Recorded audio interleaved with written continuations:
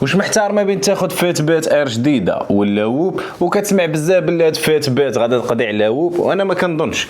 غادي نحاول نقول لكم الفرق بيناتهم بتلخيص وانت اختار اللي مناسبك. وغادي نبدا بالثمن ديالهم. هاد فيت بيت الثمن ديالها 99 دولار، والا خديتي هاد اللون بالضبط اللي عندي غادي تزادك 30 دولار، وما غاديش تحتاج اشتراك اجباري باش تاخذها. وبالنسبه لهاد ووب ضروري كيخصك تشترك معاهم، والثمن ديالهم كيبدا ب 200 دولار. بالنسبه للشارج، فيت بيت كتعطيك 7 ايام، وكل 7 ايام ضروري كيخصك تحط التشارجر.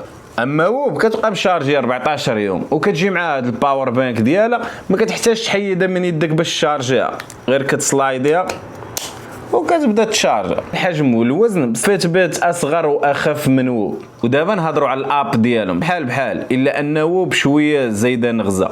كتعطيك تقريبا العمر البيولوجي ديالك، وكتركز اكثر على النعاس والريكوفري والجهد ديالك، وكتعمق اكثر على المدى البعيد.